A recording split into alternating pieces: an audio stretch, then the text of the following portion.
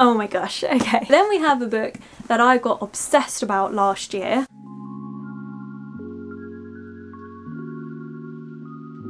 Hello my loves, and thank you for joining me. It's Kirsten, and today we are going through some underrated books. Now I'm not gonna lie, I thought I had done an underrated books video because I've been on YouTube for a few years now, and I swear I have done one of these. So I was looking back through all my videos and I couldn't find one, and I was really quite surprised because I was thinking about doing an updated version, but I was like, right, let me watch that first video, see what I've already spoken about, that way I can make sure that I don't have any duplicates or things like that. Yeah, I don't actually have one. So unless I've titled it something completely different, I can't find it. So we're just gonna go as if I've never done one, because I feel like I definitely have, but maybe I mixed it in with other videos, I don't know. Or we're just gonna go through some underrated books, or books that I think are underrated here on YouTube. I have a mixture of books from a variety of different genres. I've tried doing it in some semblance of an order. We've got a bit of fantasy, we've got a horror book, we've got a bit of mystery, historical fiction, like there's a mixture in here. I haven't done any classic. I hope you enjoy. You'll have to let me know if you've read any of these. What are some underrated books that you think need a little bit more love? I think that's the intro out of the way, so let's just get straight to it. Okay, so the first book is technically an honorary mention because it's definitely getting more love, because I have successfully influenced other people to read this book and they have bigger channels than me, so it's been getting some more love. And that is A Natural History of Dragons, a memoir by Lady Trent, and this is by Marie Brennan. When I first picked this book up, I hadn't heard anyone talking about it. I picked it up because of the cover. I had always admired this cover, but I was never sure about it because I'm not a massive dragon person. Like, I love fantasy books, but I don't necessarily like dragons in fantasy books. I don't know why, I just never really got on with it. But this is perfect. So this is a kind of a light academia book. We're following Lady Trent. This is her memoir, and she's looking back on her life, and we follow her from a young woman who is pushing out against the bounds of society. She's really interested in natural history, which is frowned upon for women at this time. It's kind of set in that Jane Austen era, so you have the sensibilities of the time, what women were allowed to do during the time, and she's pushing out against it. Eventually she gets her wish and she's able to start studying natural history, and it's natural history on dragons in this world. I think these books are brilliant. I really enjoy them. They are a bit slower paced, but I just think they're beautiful. It is a series. Each book follows a different adventure that Lady Trent goes on, and each book also highlights something else that the author wants to focus on. You also get these gorgeous illustrations because Lady Trent first gets her foot in this world by being an artist for professors of this science, and so that's how she starts until she ends up taking over and doing things herself. I really like it. Each book, like I said, focuses on something different. So the second book focuses on like colonization, the way that we look down on others rather than taking the time to understand them and learn about them. The third book looks at gender roles. This was really good. I think it's a fantastic series and I would really recommend, especially if you like Emily Wilde's Encyclopedia of Fairies. But yeah, this is more of an honorary mention because, as I said, I do think the love for this book and the series has been creeping up, which is really good. Okay, but to get into other books that I think genuinely need more love, we have Only a Monster by Vanessa Len. This was a recent read for me. I still struggle with where it's placed in the age range. It's shelved within the adult fantasy section, but this reads more like young adult fantasy, so I would say young adult fantasy. This is really good and I don't see enough people talking about it. So this is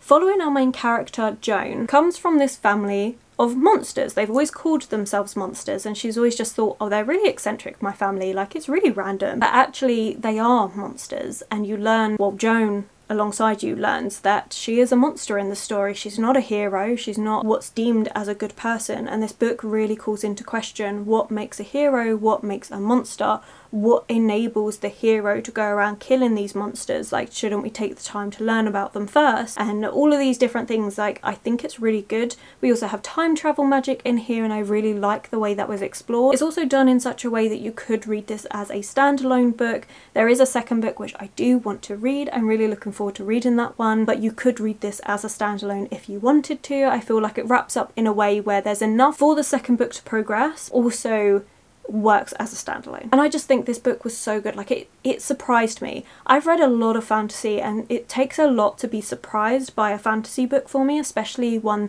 that is a young adult fantasy, and I was surprised. Like this book took turns, decisions that I would never have seen coming, and I really liked it. So I would really recommend this one. Definitely needs a little bit more hype because I haven't seen enough people talking about it here on YouTube. Oh my gosh, okay. Then we have a book that I got obsessed about last year, and it was gifted to me by Naomi, and that is Engines of Empire by R.S. Ford, and the second book, Engines of Chaos. Both my mum and Naomi bought me a copy. My mum's one we took back to exchange for something else, but I fell in love with this series. It is fantastic and it's not talked about enough. Like I do think it's really underhyped. Even though you have big channels like Elliot Brooks, she talks about this series and really likes it, it's still really low. If you look at the ratings on Goodreads, the amount of ratings this book has is incredibly low, and I think it deserves so much more. So this is epic fantasy. So if you're looking for a new fantasy world that you can really sink your teeth into, that's got a lot going on with it, you've got political factions, you've got talk of colonization, you have, probably start at the beginning. So this, we're following a family. You have multiple perspectives, but they're all from the same family, and this family is a guild within this empire, a very influential guild within the empire. One of our main characters is the mum, and she decides to send out her 3 children to different areas of the empire so that they can learn more about it, and as you're doing so you learn about the different things alongside them. So I think it really works for introducing us to the world the way this was created. So we have the eldest son who is sent to get a bit of experience in the battlefront and the front lines and stuff, where he's then ridiculed because they're just like, oh, you're just another pampered guild person that's just coming along here so you've got some tales to tell your friends. Well, actually here's the reality of it all. And then they're going up against these different creatures and things, and you see a lot of darker things going on, and it's a darker series, by the way. It doesn't shy away from that. You then have her daughter, who has always been a bit more rebellious. She has part of the magic in this world that's to do with, what's the word they use? It's Pyrostone. That's it, Pyrostone. Tyretta, she is a sorceress that is able to channel Pyrostone. So it's a bit kind of like steampunk-esque in the way that their magic works. It's all like artifacts and machines and stuff. Like it's all machines and magic combined and stuff. Like it's really good. Artificing. There we go. She's a bit wild and stuff. She gets sent to be with a different side of the family so she can learn to be a little bit more ladylike and decorous and stuff. That doesn't go to plan, and she ends up stumbling across this people that have been oppressed by the empire, who instead of taking the time to learn about them has just been annihilating them. It's really good, really dark. I really like it, and again you get more of exploration into the world, into the nature there and everything, some of the magic. I think it's really good. And then we have the youngest son, who is the favoured son, and that is Fulram, and Fulram is a talented artificer, and so he stays within the empire city central part to learn to become an artificer. However, he gets caught up in a deadly assassination plot is to do with a rival state of peoples that are seen as heretics and devils and demons because they worship things that are different to machines and stuff. And I really like it. It's so complex. Even that little bit I've given you is just the briefest overview. It's such a complex world, but it's so good. I loved it. I devoured the first and second book. I really cannot wait for the third book. I don't know when it's coming out though. We've got no release date here in England, so I don't know what's happening with that. But yeah, I can't wait. I cannot wait to get that third book whenever that comes out. It's so good. I absolutely love this series. So yeah, I'm very excited to continue on with it, and to say to you, please read this series. It's called the Age of Uprising series, and what's really good is on the books it actually has 1 and 2 on the spine, which Orbit's really good at, and again it's not really talked about, but it definitely deserves it. Give this one a try. It's good fun. Okay, so we've got a horror book, and this horror book I haven't actually read in years, like way before I started YouTube. It was actually a book my sister gave to me and was like, you should give this one a try. It's creepy as fudge. Honestly, I've read it the once and I have never stopped thinking about this book. I don't know what it is about this book, but I've just not stopped thinking about it. And then when my sister was going through her shelves and she was doing like a bit of an unhaul of her shelves, she was going to get rid of it, and I was like, no, can I actually keep that, because I've not stopped thinking about it. And that is Slender Man by Anonymous. This book is really creepy. So we're learning about Slender Man. We're following this character who strange things keep happening. He then falls down like Reddit streams of what the Slender Man is, and it's so eerie. I loved it. And again, it's not a book I hear anyone really talking about. This was really creepy. Now, it has been a good few years since I've read this book, probably looking at like maybe 6 years now. And the fact that it stayed with me for that long after one read, I definitely need to reread it. I think I would like to reread this year. I'm going to say October. If you've seen previous videos, you'd know I have a lot of books I want to read in October, but it's mixed media format. You get some emails, you get some messages. It's a fast read because of the formatting. It made me feel really creeped out, and I've not lost that feeling whenever I think about this book. This one is Lauren Bailey has disappeared. As her friends and the police search for answers, Matt Barker begins to dream of trees out of black skies and something drawing closer. Through fragments of journals, blog posts and messages, a sinister, slender figure emerges, and all divisions between fiction and delusion, between nightmare and reality, begin to fall. The urban legend of the Slender Man has inspired short fiction, viral videos and a feature film. Gathered from online whispers, Matt's story reveals the true power of the internet's most terrifying creation. It was really good.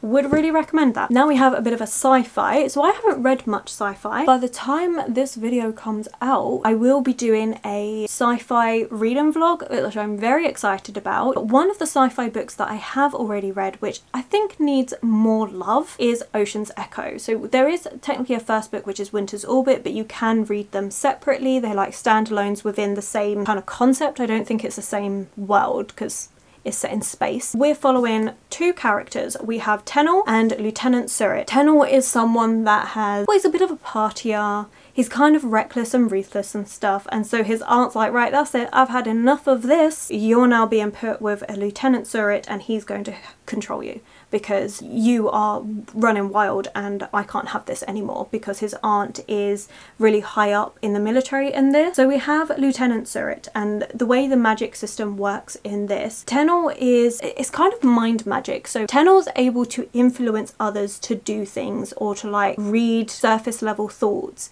and Lieutenant Surrett is able to stop that. I really like the magic in this. I think it was really, really well done, really interesting. I also really liked exploring the different worlds, and we get a bit of a political fallout for everything that's going on. It questions humans' right and their own autonomy.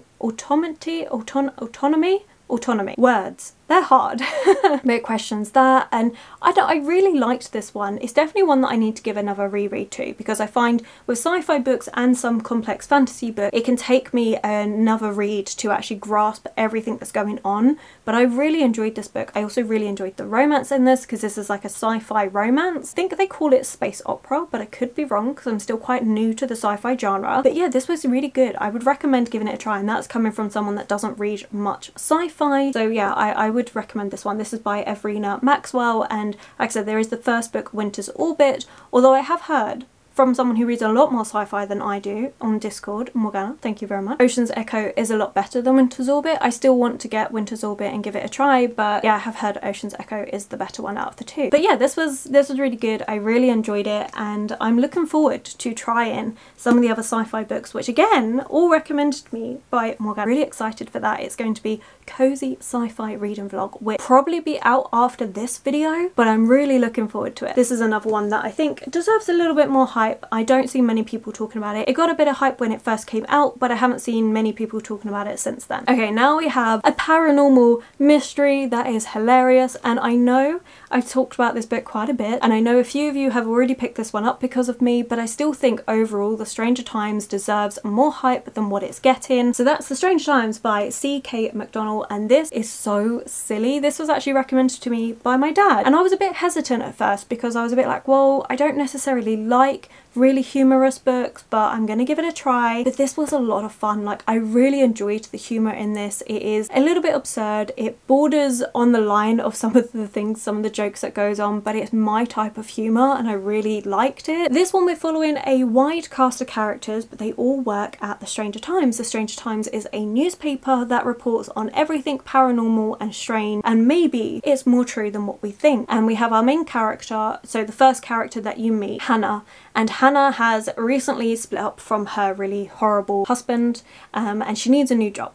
and she gets this job and she's like, you know what, sod it, I'm just going to go for it. We're just going to give it a try because why not? And then she gets pulled into this paranormal world, realising that all these paranormal happenings are actually potentially true. Not every single one, some of them are a bit just like outlandish, but some of them may be true. As she realises this, she falls into this world. We have a great cast of characters that all work at the newspaper. They're so great. They have all their own little oddities about them and they're just so engaging and so fun. And this is just an entertaining time. I also love these covers. In the covers, you have smaller images that will relate to what's happening in this book, and I love it. I love especially finishing the book and then realising and making all those connections to all the different little images on here. It's really fun. It is a series. I've read the first and the second book and I hopefully planning to read the third book soon. But yeah, this was really good. I think it's just a really fun time. It is so enjoyable and entertaining, and you've got the mystery element there as well, so it's intriguing. I really like it. I like the way that the series is developing, that we have this overarching plot line that's going throughout them, but each one seems to have its own little mystery that it's working on. I just think it's fun. Like it combines humour with mystery and paranormal elements, and I didn't realise it was a combination that I needed, but clearly I did because it really, really works. So I would really recommend giving this one a try, especially if you need something lighter to break up some of the other things that you're reading. Would definitely recommend. A slightly different mystery, we have the Rabbitback Literature Society, and this, I really cannot pronounce the author's surname. I am so sorry. This is a Finnish author, so translated from the Finnish by Lola M. Rogers, and the author is, I can say their first name and hopefully I don't get that too wrong, but Passy. This was really, really good. So this is kind of more dark academia leaning in tone. We're following our main character Ella, and Ella gets drawn into this literature society. The literature society has been around since she was a lot younger. She wasn't really allowed to join then, and she's always wanted to. She's recently moved back. She is now getting caught up because they're allowing her to join this society, which is really unprecedented, and then the founder of society goes missing. So this is a really good book to read in winter, as you can tell from the snow and that. I think it's a really good setting. We have like a snowstorm that's happening, but we have this group of characters that are all part of this literature society that are so close and obsessive. It becomes really toxic. They play these different games on each other and things. Like, it is really, really weird. It starts off as more of like a mystery. Ella wants to try and find out what's going on. Then it gets more twisted than that as it goes on, and she kind of loses herself within the game with what's going on. It also weaves in some folklore. I definitely want to read some Finnish folklore to see exactly what it drew on, but it's definitely got that element of folklore feeling where it's just not quite right. Like, this book is not going to be for everyone because the ending kind of leaves it up to you to decide what happened. Again, I feel like if I'd read more Finnish folklore, I would have more of an understanding of where this book ended. But it was really good, really intriguing, and one that I do think about and I would really like to reread, as I said, once I've read some Finnish folklore. So if anyone has any recommendations for Finnish folklore collections, put those in the comments below for me because I'll be really intrigued to look at those. But yeah, I really loved this. I annotated it. I had a great time. The usual quotes I love. It's just a standard for me. We then have books changing what they say, because we've got, yeah, I mean, it is what it says. You have books that are then changing their meanings, like what it's meant to say is then changing, and that all plays a part in this, and I really liked that. We then have sinister and creepy, because I mean, it's a dark academia book. It's more like a darker thriller book. Like, it is creepy. We then have literature society rules. I can barely read my writing. I have no idea where I was going with that, but we've got the literature. So there are rules to the literature society, and they're really weird and unusual and a bit twisty, and you know, it seemed not quite right. So I had a tab for that, and then we had a final tab for dreams and nightmares. Dreams and nightmares played quite a big part in this, and it was really interesting to see how everything came together, but also doesn't always get explained. But yeah, this was really good, and I think one that is underrated because it's a Finnish book, deserves more love. Would really recommend. It's a good book. I was really intrigued, and as I said, I do still think about it. Okay, then we have a book that I swear I had in that other video that I'm like underrated books, because I remember talking about this, and that's The Strange Case of the Alchemist Daughter by Theodora Goss. This I feel is really underrated. I actually listened to this as an audiobook first and then continued the rest of the series as physical books, and that is the Athena Club series. I really liked it. It's really good. It's a trilogy, and this one we are following Mary Jekyll, the daughter of Dr. Jekyll and Mr. Hyde. It's a homage to our Gothic classics. So we have all the daughters from the literary Gothic classics, so Dr. Jekyll, Mr. Hyde, Frankenstein, Dr. Moreau, you know, all those classic Gothic stories you've got mentions in here. You also have Sherlock Holmes that makes an appearance. We also have the Jack the Ripper murders making an appearance. So we're following Mary Jekyll, and her mother is dying. She's realizing that, you know, she's got all these things that she's got to try and sort out. There's also these murders that are happening, and she ends up getting tangled up in this murder mystery case. Is a lot darker in tone because it all relates back to these men that would experiment on women, resulting in these daughters that all then start banding together. I love the way it's written. I think it's absolutely fantastic. You do get points where the narrative is broken up by them, because they're writing the book after the events that have happened, so they're looking back on it, and so you'll get moments where they're interrupting the narrative to say, excuse me, that's not how that happened, and don't you want to expand on this part that happened and stuff. So you get that interaction. I think it was a really fun narrative thing. I need to reread this book. I really enjoyed it. The second book is a lot more long-winded. It's a lot chunkier of a book as well, but I think overall the series is good. If you like Gothic classics, give this one a try, because it really does pay homage to them. I don't know, I just think it was really good. I think if you like Stalking Jack the Ripper, if you like Anatomy a Love Story, you may like this as well. While it's slightly different, it has that same setting and tone to it that I think was really interesting. It's really fun, really entertaining, and it gives a different look to those classic Gothic stories like The Strange Case of Dr. Jekyll and Mr. Hyde, The Island of Dr. Moreau, you've got Dracula, which is more present in the second book, Sherlock Holmes series obviously, and many others, and I just think it really works. We've also got The Great Godpan, which is a book I then read because of this series, and so it's a really good way to introduce you to other Gothic classics that you may not have heard of. I swear we are getting towards the end. This is a slightly longer video, I feel like. There's just so many books that I feel like deserve more hype. Another one is The Secrets of Heartwood Hall by Katie Lumsden. Now, Katie Lumsden is actually a booktuber here on YouTube, so I'll have her linked below. Her channel is Books and Things. Katie is a lovely person. I've met up with her a couple times now where we've gone to book shopping with a group of us from YouTube. It's been really, really fun. This is a historical fiction kind of mystery. It's really good, really enjoyable. I actually annotated this one a lot, as you can tell, and I just think it was really, really well done. Gorgeous book as well. She has another book coming out which I'm very excited about. We don't know lots about it yet. I think it's coming out later. Is it later this year? And I'm really intrigued. Completely different tone, but I'm really looking forward to it. I really enjoyed the writing. I think if you like, again, classic book, Jane Eyre, Rebecca, those sort of books, you would really like this one. But this was really nice. So we're following Margaret. It's 1852 and she is a young widow, and she's offered a role as a governess at this house that a lot of the townspeople shun. Like, they're just like, no, it's not a good house, it's really creepy, the people there are really weird. We have a side of the house that we can't go into, like the classic tropes of like Rebecca and Jane Eyre and stuff like I've mentioned, but you know, that side of the house which you're not allowed into, like I loved that. And it's a little bit eerie, a little bit creepy, and I feel like that sense of unease is really developed throughout the story and it works really well. I did say annotate, so let's go through some of the annotations. References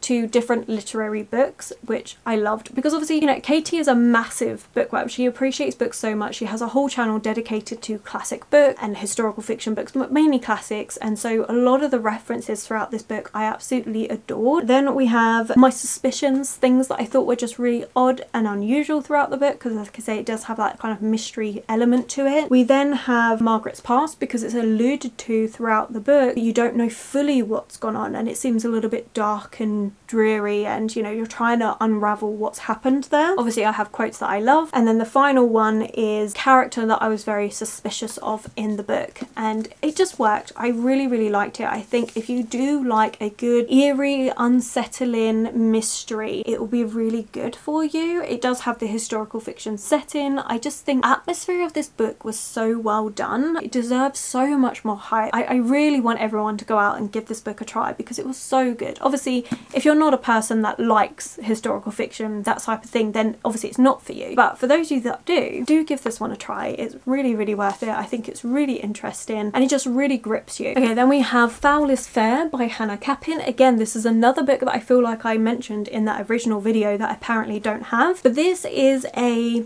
retelling of Lady Macbeth and it's so good. I really, really liked this one. I love the cover of this, but we're following our main character Jade, and Jade and her best friends, you know, they all live in LA, they kind of rule it, they're the popular kid, and something really terrible happens to Jade and she is now out for revenge, and she has her circle of friends which are kind of relating back to the witches. So you've got Lady Macbeth and her circle of friends, the witches. Obviously, if you know of Macbeth, there is murder and everything in here.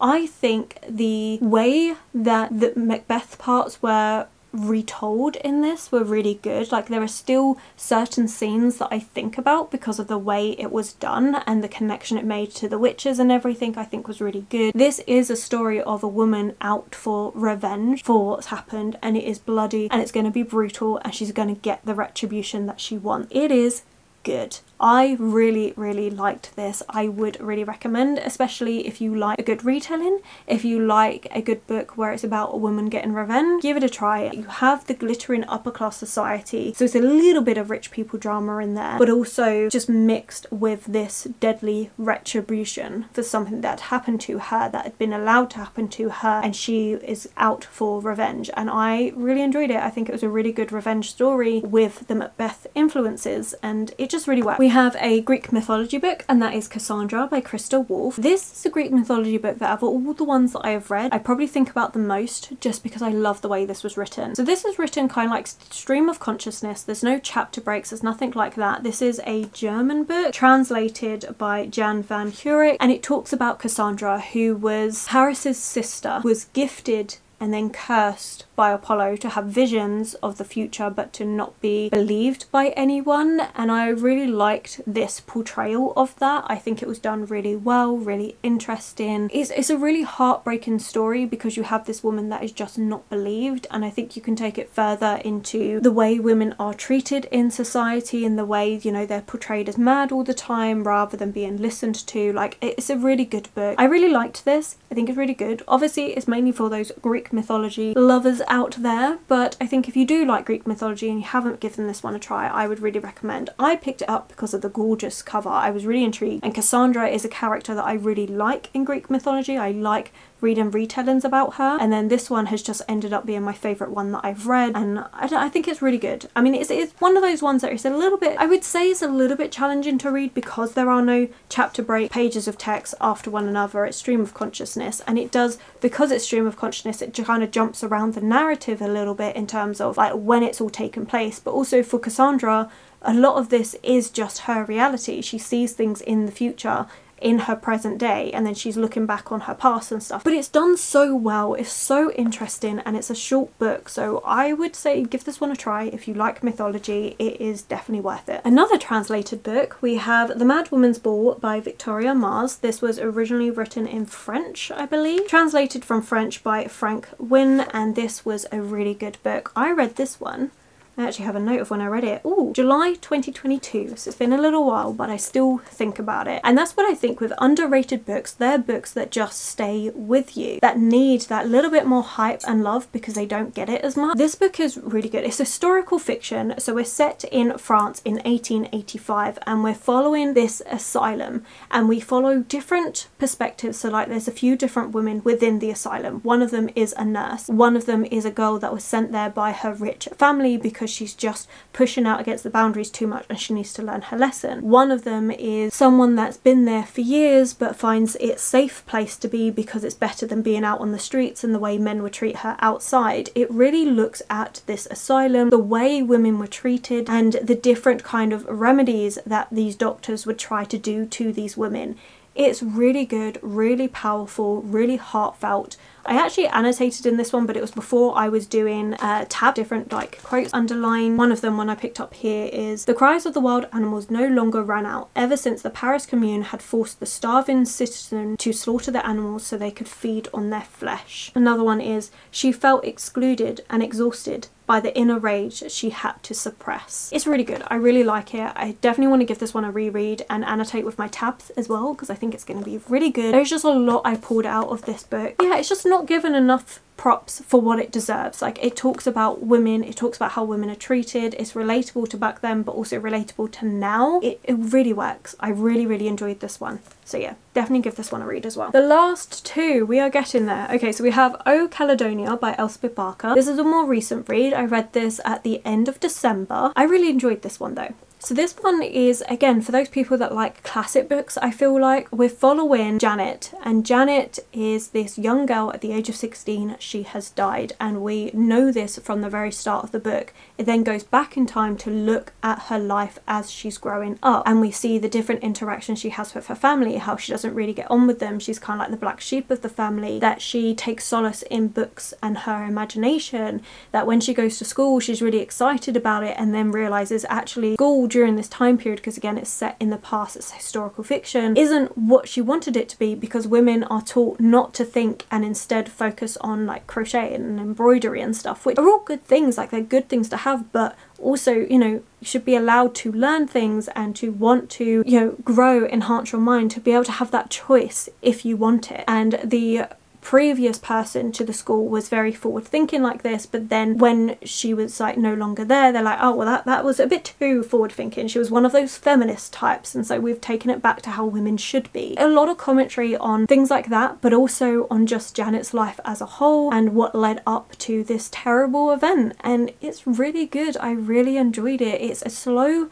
paced story, even though it takes place over a vast amount of time. There's different societal commentary in here, and I just think it was really beautifully written. And again, not a book I've ever heard anyone talking about. This one is one that I picked up during my reset video, where I was just doing my book shopping, where I go around and I just see what I fancy, and not necessarily books that I've heard of before, just to give them a try. And yeah, this really worked for me. I really enjoyed it. Okay, so the last book was actually a new release at the start of 2023 that I got in the library subscription box that I don't have anymore. This is Thorns Remain. We have a beautiful edition, and this is by J.J.A. Heartwood. This is a folklore inspired story set, I think, in Scotland. Yeah, 1919 in Scotland, and we are following Moira Jean. And Moira Jean, she's dealing with a lot of grief and heartache, and this book really explores that really well.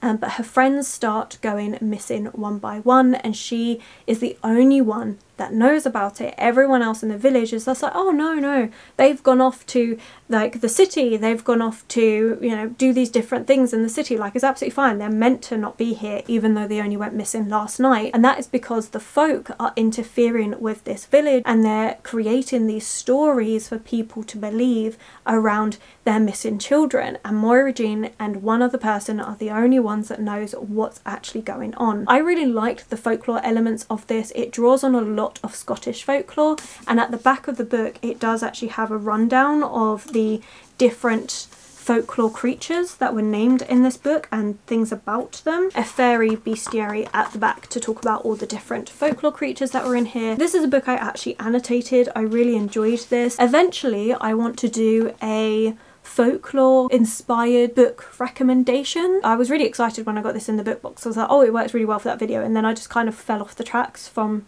reading them. So definitely eventually I would like to do that, and this worked really well for it. It's one of those books that is slow though. Some people may be put off because it is quite slow moving and it's kind of repetitive in nature of a folklore stories. Generally in folklore stories, if you're interacting with the fairy, you have to do these series of tasks like this.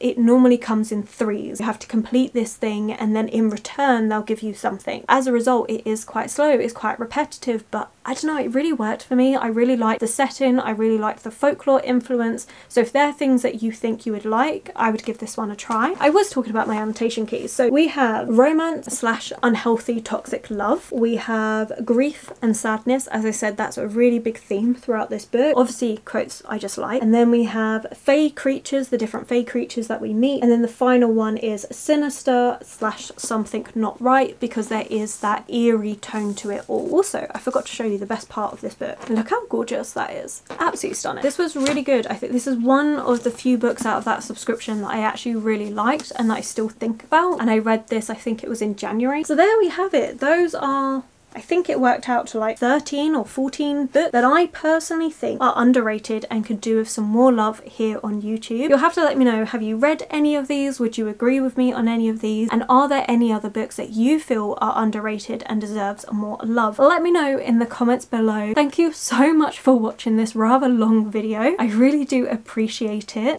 Honestly, I appreciate every single one of you that takes the time to watch these videos. It really means the world to me. I think if you have made it this far, you are a trooper, so thank you so much. If you have, let's put a flower in the comments below if you made it this far or you just don't know what you want to comment, and I'm going to leave it there. So thank you again for watching. If you have enjoyed this video, please do consider giving it that thumbs up, subscribe and commenting. Those 3 things really help this channel grow. My social media links and anyone I've mentioned will be linked below, and I will of course catch you in the very next video.